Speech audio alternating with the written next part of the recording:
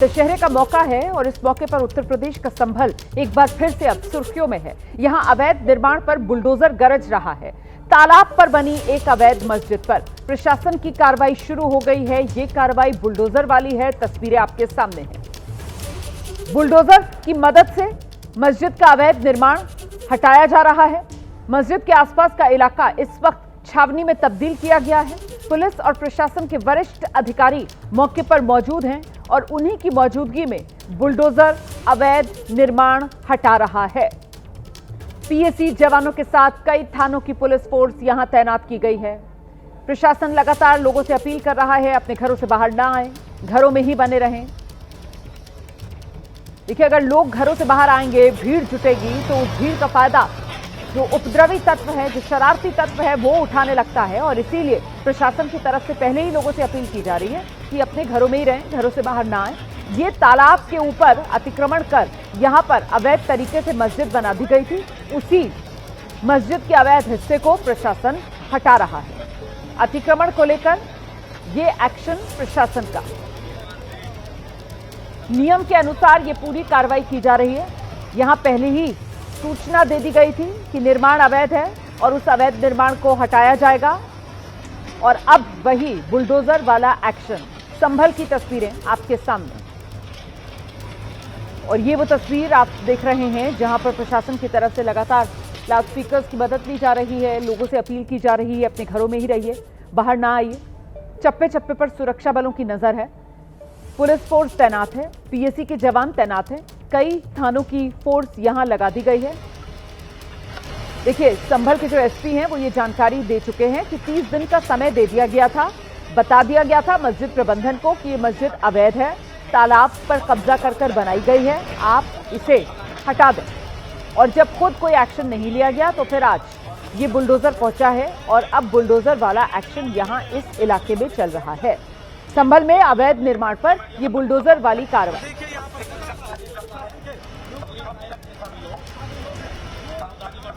तो ये संभल का असमौली इलाका बताया जाता है और इसी असमौली इलाके में यहां जो अवैध निर्माण तालाब पर किया गया है उसी को अब हटाने का काम चल रहा है। ये देख रहे हैं आप, देखिए किस तरीके से बड़ी सी इमारत यहां पर बनाकर खड़ी कर दी गई थी।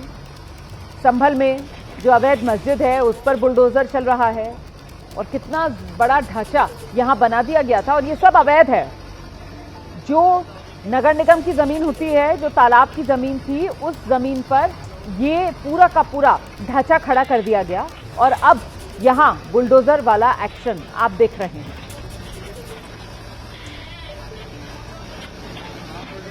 अवैध मस्जिद पर ये बुलडोजर गरज रहा है। मस्जिद के आसपास बड़ी संख्या में फोर्स की तैनाती है और अभी तक की तस्वीरें ये बता रही हैं कि प्रशासन सब कुछ सुचारू रूप से प्रक्रिया के अनुसार कार्रवाई आगे बढ़ा रहा है। किसी तरीके की कोई बाधा प्रशासनिक कार्रवाई में नहीं आ रही है।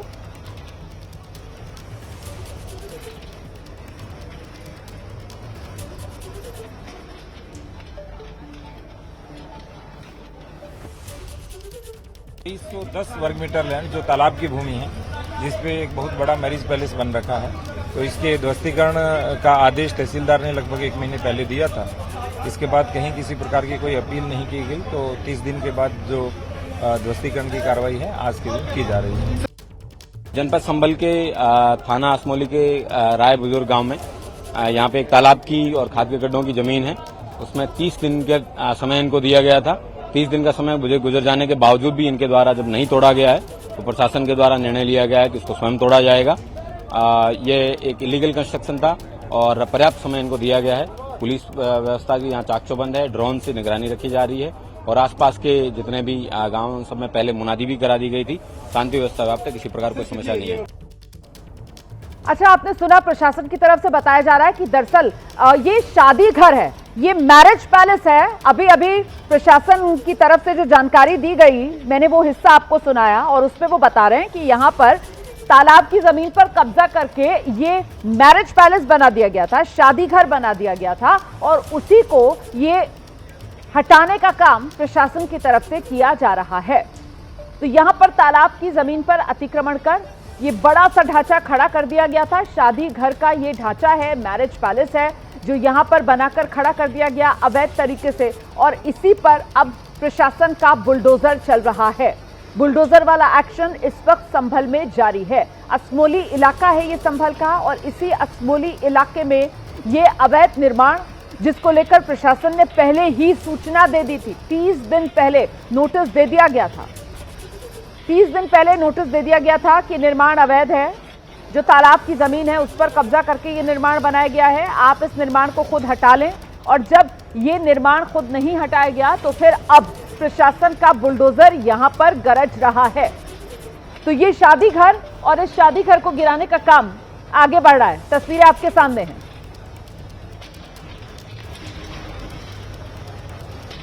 तो तालाब की भूमि पर यह अवैध निर्माण हुआ और उसी को अब यहां पर हटाया जा रहा है।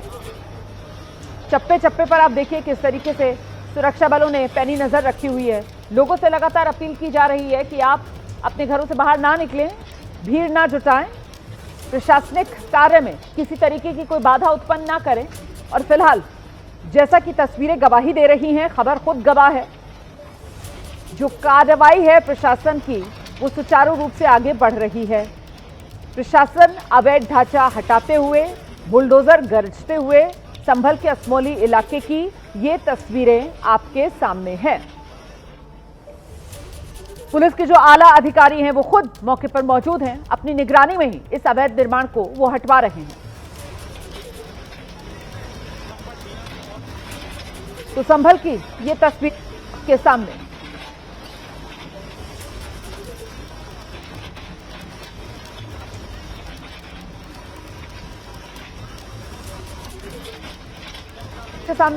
देखिए किस तरीके से अवैध निर्माण पर यह कार्रवाई की जा रही है। सख्त सुरक्षा के बंदोबस्त यहां कर दिए गए हैं। थानों की पुलिस के साथ साथ जो पीएसी की टीम है वो भी यहां पर तैनात कर दी गई है।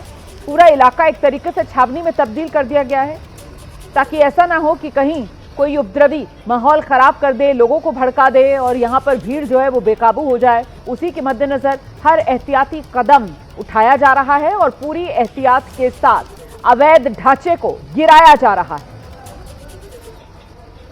तस्वीरें संभल की आपके सामने, जहां प्रशासन की तरफ से ये इत्तला दी गई कि तालाब की जमीन और तालाब की जमीन पर यह अवैध तरीके से मैरिज पैलेस का निर्माण कर दिया था। ये शादी घर था और इसका एक बड़ा ढांचा यहां खड़ा कर दिया गया था और अब उसी को गिराने का काम यहां चल रहा है। इसके लिए प्रशासन की तरफ से 30 दिन का वक्त भी दिया गया था।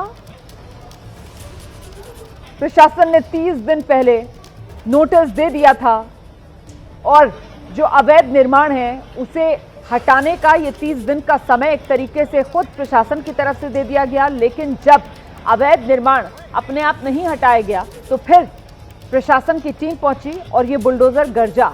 तस्वीरें आपके सामने हैं। बुलडोजर वाला एक्शन संभल के असमोली इलाके में जारी है।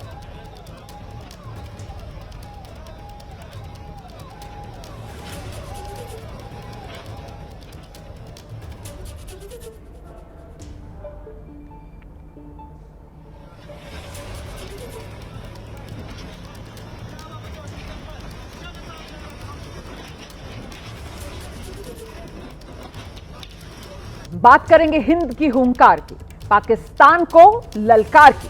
आज दशहरे का पर्व है, बुराई पर अच्छाई की विजय का पर्व विजयदशमी, और इस मौके पर भारत की ओर से पाकिस्तान को दो टुक अंदाज में कह दिया गया है, अगर अब कोई हिमाकत की तो फिर इतिहास भूगोल भारत सब बदल के रख देगा। ये चेतावनी देश के रक्षा मंत्री राजनाथ सिंह ने दी है, जो विजयदशमी के मौके पर गुजरात के भुज पहुंचे, जवानों के बीच पहुंचकर पर्व मनाया, जवानों से मुलाकात की, देश की सुरक्षा के लिए अपना सर्वस्व न्यौछावर करने के लिए तत्पर मां भारती के सपूतों को देश की ओर से सलाम रक्षा मंत्री राजनाथ सिंह ने किया। और सरक्रीक इलाके में पाकिस्तान को उसकी साजिशों के लिए कड़ा पैगाम भी रक्षा मंत्री राजनाथ सिंह ने पहुंचा दिया है। राजनाथ सिंह ने कहा, पाकिस्तान की नीयत में खोट है, क्योंकि जिस तरह हाल में पाकिस्तान ने सरक्रीक से सटे इलाकों में अपना मिलिट्री इंफ्रास्ट्रक्चर बढ़ाया, वो उसकी नीयत दिखाती है, खराब नीयत। लेकिन सरक्रीक में अगर पाकिस्तान की ओर से कोई हिमाकत की गई तो फिर उसे ऐसा करारा जवाब मिलेगा कि इतिहास से लेकर भूगोल तक भारत सब बदल के रख देगा। उन्होंने कहा कि ऑपरेशन सिंदूर के दौरान पाकिस्तान ने भारत का डिफेंस सिस्टम भेजने की नाकाम कोशिश की थी। हमारी सेना ने उसे करारा जवाब दिया। रक्षा मंत्री ने कहा, अगर सरक्रीक इलाके में पाकिस्तान की ओर से कोई हिमाकत की गई तो उसका भूगोल बदल दिया जाएगा। पाकिस्तान ये याद रखे कि कराची का एक रास्ता सरक्रीक से होकर ही जाता है। साथियों, आजादी के 78 साल बीत जाने के बावजूद सरक्रीक इलाके में सीमा को लेकर एक विवाद खड़ा किया जाता है। भारत ने कई बार बातचीत के रास्ते इसका समाधान करने का प्रयास किया है, मगर पाकिस्तान की नीयत में खोट है, उसकी नीयत साफ नहीं है। जिस तरह से हाल में पाकिस्तान की फौज ने सरक्रीक के सटे इलाकों में अपना मिलिट्री इंफ्रास्ट्रक्चर बढ़ाया है, वह उसकी नीयत बताता है। साथियों, भारत की सीमाओं की रक्षा भारतीय सेनाएं और बॉर्डर सिक्योरिटी फोर्स मिलकर मुस्तैदी से कर रही हैं। अगर सरक्रीक इलाके में पाकिस्तान की ओर से कोई भी हिमाकत की गई तो उसे ऐसा करारा जवाब मिलेगा कि इतिहास और भूगोल दोनों बदल जाएंगे मेरे साथियों। और 1965 की जंग में भारत की सेना ने लाहौर तक पहुंचने का सामर्थ्य भी दिखाया। आज 2025 में पाकिस्तान को याद रखना चाहिए कि कराची का एक रास्ता क्रीक से ही होकर गुजरता है। दरअसल रक्षा मंत्री राजनाथ सिंह ने पाकिस्तान को ये चेतावनी गुजरात के भुज में जवानों के साथ विजयदशमी का पर्व मनाते हुए दी। राजनाथ सिंह ने इस मौके पर आयोजित समारोह में शिरकत की, सैनिकों से सीधा संवाद किया और परंपरा को निभाते हुए शस्त्र पूजा की। इस दौरान रक्षा मंत्री ने कहा, याद रखिए, युद्ध सिर्फ हथियारों से नहीं जीते जाते, युद्ध मनोबल, अनुशासन और निरंतर तैयारी से जीते जाते हैं। इस दौरान उन्होंने ऑपरेशन सिंदूर का जिक्र भी किया। राजनाथ सिंह ने कहा कि ऑपरेशन सिंदूर के दौरान हमने हनुमान जी के आदर्शों का पालन किया। आतंकवादियों ने हमारे मासूमों को मारा और हमने सिर्फ आतंकवादियों के ठिकाने पर हमला किया। राजनाथ सिंह शस्त्र पूजा करते हुए गुजरात के भुज जब आज पहुंचे हैं रक्षा मंत्री राजनाथ सिंह, वो तस्वीरें भी आपके सामने। और यहीं से रक्षा मंत्री ने सीधे पाकिस्तान को दो टूक अंदाज में उसकी हैसियत याद दिला दी है।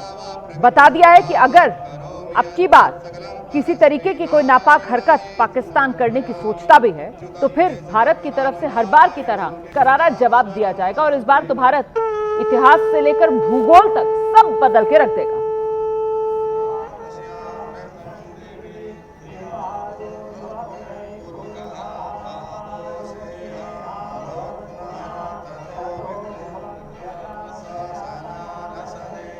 तो दशहरे के मौके पर रक्षा मंत्री राजनाथ सिंह शस्त्र पूजा करते हुए देश के सैनिकों के साथ, देश के जवानों के साथ। और अब खबर पीओके में पाकिस्तान के दमन और फिर उसी दमन के विरोध में पीओके में युद्ध की। सेना की बर्बरता, महंगाई, बिजली संकट, ये वो तमाम मुद्दे हैं जिसके खिलाफ आजादी के नारों के साथ विरोध पीओके में गांव-गांव तक फैला हुआ है। मुजफ्फराबाद से रावलकोट, कोटली, मीरपुर तक क्या वकील, क्या छात्र, क्या व्यापारी और क्या किसान, हर तबका सड़क पर आ रहा है, हर तबका सड़क पर आकर प्रदर्शन कर रहा है। पीओके में इस हफ्ते शुरू हुए विरोध प्रदर्शन में भीषण हिंसा देखने को मिल रही है। पाकिस्तानी आर्मी इस विरोध को दबाने के लिए किसी भी हद तक जाती नजर आ रही है। आर्मी और सुरक्षा बलों ने प्रदर्शनकारियों पर गोलियां चला दी हैं। सैकड़ों की संख्या में लोग घायल हुए हैं, लेकिन भीड़ सुरक्षा बलों का डटकर मुकाबला कर रही है। पीओके के लोग झुकने को तैयार नहीं, पीछे हटने को तैयार नहीं। पीओके में बुनियादी अधिकारों की मांग और महंगाई जैसे मुद्दों को लेकर विभिन्न शहरों से हजारों लोगों ने राजधानी मुजफ्फराबाद तक मार्च किया। इस मार्च का ऐलान किए जाने के बाद से ही पीओके में स्थानीय लोग और सुरक्षा बल आमने सामने हैं। पीओके में सोमवार को शटर डाउन और चक्का जाम का ऐलान किया गया। इसके बाद से पूरे क्षेत्र में अब अशांति फैली हुई है। ये पूरा क्षेत्र धधक रहा है। तस्वीरें आपके सामने। तो पीओके में प्रदर्शनकारियों के खिलाफ पाकिस्तान की फौज और पुलिस की बर्बरता जारी है। पुलिस ने प्रदर्शनकारियों पर यहां गोलियां चला दी। पुलिस की तरफ से की गई इस गोलीबारी में 18 प्रदर्शनकारियों की मौत हो चुकी है। मुजफ्फराबाद में 11, धीरकोट में 4, ददियाल में 3 लोगों की मौत हुई है। बीते 50 घंटे से पूरे पीओके में इंटरनेट और मोबाइल सर्विसेज फिलहाल बंद है।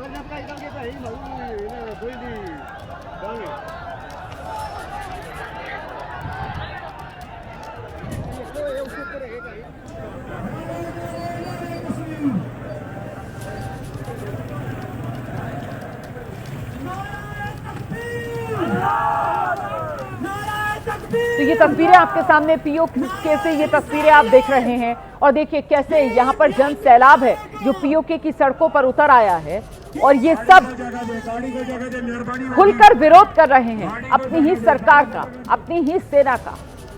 बेनकाब कर रहे हैं अपनी ही सरकार और अपनी ही सेना की दमनकारी नीतियों का, जिसकी वजह से ये लोग इस मुश्किल में हैं कि अब अपनी जान पर खेलकर भी आजादी लेने की बात कर रहे हैं। पाकिस्तान से आजादी चाहिए पीओके के लोगों को और अपनी इसी मांग के साथ ये लोग देखिए बड़ी संख्या में सड़कों पर उतर आए हैं। पाकिस्तान में हालात बेकाबू होते हुए पीओके में, और ऐसे में पाकिस्तान की सरकार और सेना के पास अब कोई विकल्प बचा नहीं है। और ऐसे में जो जानकारी मिल रही है उसके मुताबिक यहाँ पीओके में पाकिस्तान इमरजेंसी लगा सकता है। ये बड़ी खबर है पीओके से, लेकिन लगातार जो आवाजें उठ रही हैं वो यकीनन पाकिस्तान सरकार तक पहुंच रही है और पाकिस्तान सरकार इस वक्त डरी हुई, सहमी हुई, अपना जो दमन वाला शासन है उसको और पीओके पर बढ़ाने की कोशिश में पाकिस्तान सरकार। और इसी के तहत अब ऐसा लग रहा है, इस बात की आशंका जताई जा रही है कि पाकिस्तान सरकार की तरफ से यहाँ पीओके में इमरजेंसी लागू की जा सकती है। ये देख रहे हैं आप, ये पीओके की जो शांत फिजाएं हैं उनमें किस तरीके से गोलियों की आवाज गूंजती सुनाई पड़ रही है। धधक रहा है पीओके इस गोलीबारी से और लोगों के सीने में जलती विरोध की आग। ये धुएं का गुबार जो आप उठते हुए देख रहे हैं, देखिए किस तरीके से यहाँ पर आंसू गैस के गोले बरसाए जा रहे हैं ताकि किसी तरीके से इस भीड़ को तितर बितर किया जाए। लेकिन ये भीड़ इस बार मरने मारने पर उतारू है। इस भीड़ की सब्र का बांध टूट चुका है। अब तक इस आंदोलन को दबाने के लिए पाकिस्तान की सेना की तरफ से जो खुली फायरिंग की गई है उसमें 18 लोगों की जान जा चुकी है, कई घायल हो रहे हैं। और देखिए कैसे जो ये आंदोलनकारी हैं घायलों को खुद ही अस्पताल लेकर पहुंच रहे हैं। सिस्टम पर से इनका भरोसा पूरी तरीके से उठ चुका है, व्यवस्था पर इन्हें कोई भरोसा नहीं रहा है। खुद ही अपने घायलों को अस्पताल पहुंचाते हुए ये तस्वीरें भी आपके सामने। प्रणाम करना चाहता हूं। वो ही थे जिन्होंने भारत की आत्मा को पहचाना, भारत के जन जन को जागरूक कर कर अंग्रेजों के खिलाफ खड़ा किया। और आज़ादी के आंदोलन में ही कई सारी ऐसी चीज़ों को उन्होंने बुना जो भविष्य के भारत का नक्शा आज तक उससे बन रहा है। उसी में से दो बड़े कंसेप्ट, दो बड़े विचार निकले, खादी और स्वदेशी। आज़ादी के आंदोलन को एक प्रकार से खादी और स्वदेशी से हम अलग नहीं कर सकते। उस वक्त पूरा भारत इंग्लैंड की कपड़ा मिलों के लिए बाजार बना हुआ था। महात्मा ने स्वदेशी का विचार और खादी का विचार देश को देकर आज़ादी का आंदोलन को तो गति दिया ही दिया, परंतु अनेक गरीबों के जीवन में उजियारा फैलाने का काम किया। बहुत लंबे समय तक खादी और स्वदेशी दोनों विचारों को भुला दिया गया था। मुझे ठीक याद है 2003 में जब देश के प्रधानमंत्री नरेंद्र मोदी जी गुजरात के मुख्यमंत्री थे, तब उन्होंने गुजरात में खादी को पुनर्जीवित करने का एक बड़ा अभियान चलाया और वहीं से ये आंदोलन की शुरुआत हुई। फिर से आज खादी एक प्रकार से जन जन की उपयोग की चीज बनी है और उसका प्रत्यक्ष प्रमाण है कि 2014 से आज तक खादी में कई 100 गुना बढ़ोतरी हुई। आज खादी ग्रामोद्योग का टर्नओवर 1,70,000 करोड़ तक पहुंचा है। मैं मानता हूं ये बहुत बड़ी उपलब्धि है और मोदी जी ने मन की बात में स्वदेशी को भी फिर से उठाकर देश की जनता को देश के आर्थिक विकास के साथ और मेक इन इंडिया के अभियान के साथ, मतलब भारत को दुनिया का उत्पादन का हब बनाने के लिए जोड़ने का संदेश दिया है। और उससे प्रेरित होकर हजारों परिवारों ने यह तय किया है कि हमारे परिवार में कोई विदेशी वस्तु का उपयोग हम नहीं करेंगे। हजारों दुकानदारों ने, लाखों दुकानदारों ने ये तय किया है कि हमारी दुकान में विदेशी माल की बिक्री नहीं होगी। मैं आज ये दोनों अभियानों को सफल करने के लिए देश की जनता को अपील करना चाहता हूं। हर परिवार कम से कम 5,000 रुपये का खादी सालाना खरीदे। चाहे आपकी बेडशीट ले लीजिए, चाहे पिलो कवर ले लीजिए, चाहे पर्दे हो, चाहे शरीर लूचने का तौलिया हो। ये चीज़ जब आप 5,000 रुपये की खरीदते हैं, आप किसी के लिए रोजगारी का कारण बनते हैं और हजारों लाखों गरीबों के जीवन में एक उजियारा पनपता है। और जब आप स्वदेशी का व्रत अपनाते हो, भारत को 2047 तक दुनिया में सर्वोच्च स्थान पर ले जाने के एक महत्वाकांक्षी अभियान के साथ अपने आप को जोड़ लेते हैं। मैं फिर से आप देश की जनता को गांधी जयंती के दिन अपील करना चाहता हूं, आह्वान करना चाहता हूं कि नरेंद्र मोदी जी ने 2 अभियान चलाए हैं, खादी के उपयोग का और स्वदेशी अपनाने का। ये दोनों अभियानों को हम ताकत दें, हमारे स्वभाव का हिस्सा बनाएं, अगली पीढ़ी को भी ये दोनों अभियान हम लेकर जाएं। अंत में फिर से एक बार खादी और स्वदेशी दोनों विचार और बलवत्तर हो और ऊंचाई प्राप्त करें और उसके माध्यम से 2047 में हमारा देश फिर से एक बार दुनिया में सर्वोच्च स्थान पर पहुंचे। यही मेरी देशवासियों को गांधी जयंती के दिन संदेश भी है और करबद्ध विनंती भी है। गुजरात के गोधरा में अवैध कब्जे पर बुलडोजर चला है। अतिक्रमण के खिलाफ गोधरा में प्रशासन की कार्रवाई की गई है। गोधरा में 33 अपराधियों के अवैध कब्जे ढहाए गए हैं। गोधरा के नागा तलवाड़ी क्षेत्र में विजयादशमी के अवसर पर प्रशासन की ओर से अतिक्रमण हटाने की कार्रवाई की गई है। ये कार्रवाई लगातार सुबह से जारी है। कड़ी पुलिस बंदोबस्त के बीच अब तक कुल 33 अतिक्रमण हटाए गए हैं। इस कार्रवाई में जिला प्रशासन, MGBCL, नगर पालिका और स्वास्थ्य विभाग की टीमें शामिल रही हैं। मौके पर 5 JCB मशीनों की मदद से सरकारी जमीन पर बने अवैध निर्माण को पूरी तरह से ढाया गया है। यह अतिक्रमण असामाजिक तत्वों और असामाजिक गतिविधियों से जुड़े 33 लोगों के थे। इस अभियान का उद्देश्य शहर में शांति और कानून व्यवस्था बनाए रखना है। देखिए तस्वीर आपको बता रही है किस तरह से 33 अवैध कब्जों पर अतिक्रमण किया गया है। गोधरा के नागा तलवाड़ी क्षेत्र का ये इलाका है जहां पर विजयादशमी के अवसर पर प्रशासन की ओर से ये अतिक्रमण हटाने की कार्रवाई की गई। बड़ी कार्रवाई है, बुलडोजर एक्शन किया गया है। कड़े पुलिस बंदोबस्त के बीच तकरीबन 33 अतिक्रमण हटाए गए हैं और इस कार्रवाई में जिला प्रशासन के साथ साथ नगर पालिका भी मौजूद है। स्वास्थ्य टीम विभाग भी जो है वो शामिल रही हैं। मौके पर 5 JCB मशीन की मदद से सरकारी जमीन पर अवैध निर्माण जो था वो पूरी तरह से तोड़ा गया।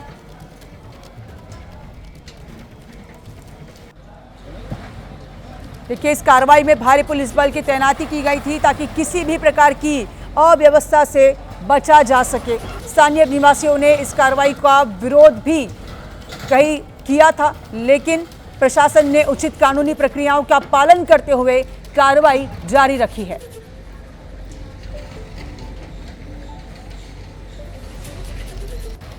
तो ये बड़ी खबर आ रही है, जहां पर कार्रवाई, बुलडोजर एक्शन लगातार जारी है। गोधरा में 33 अपराधियों के अवैध निर्माण या फिर अवैध जगह पर कार्रवाई की गई है, जहां पर 33 जगह को पूरी तरह से खत्म किया गया है। बुलडोजर कार्रवाई में गोधरा में 33 जगह पर अवैध कब्जे थे, जिसको पूरी तरह से तोड़ा गया है। गुजरात के गोधरा में अवैध कब्जे पर बुलडोजर एक्शन चला हुआ है।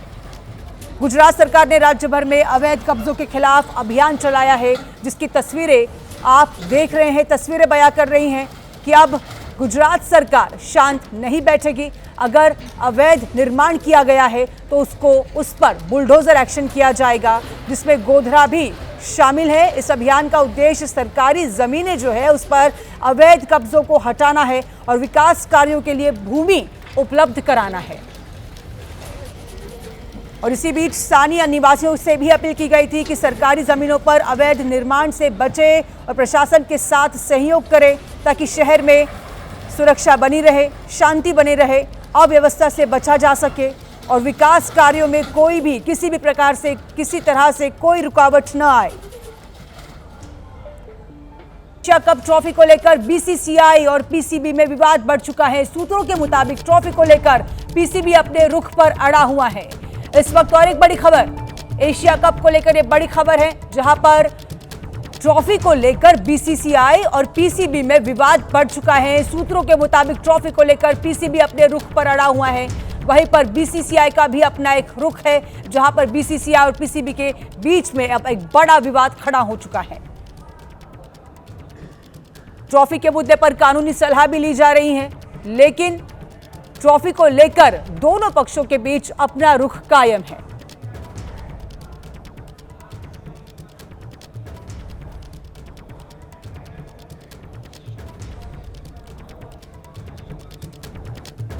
और इसी खबर को लेकर आशीष कुमार सिंह हमारे संवाददाता हमारे साथ जुड़ चुके हैं। आशीष, एक बड़ी खबर है, एक तरफ बीसीसीआई, दूसरी तरफ पीसीबी, दोनों में विवाद।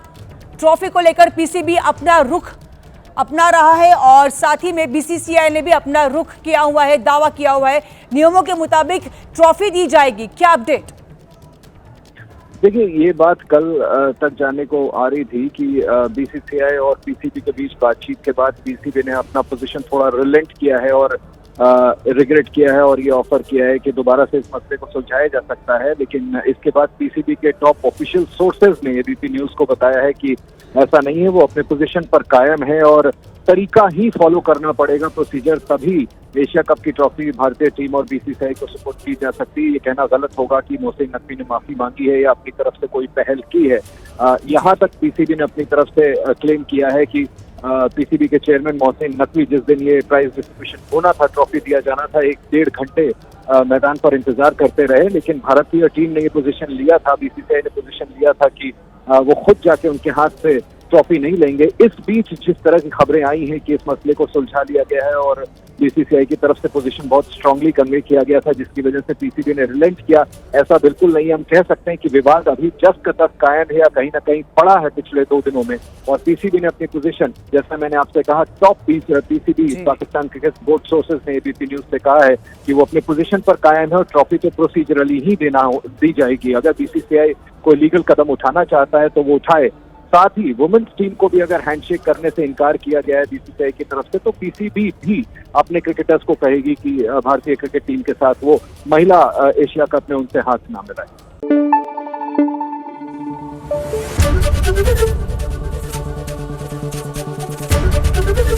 एबीपी न्यूज आपको रखे आगे।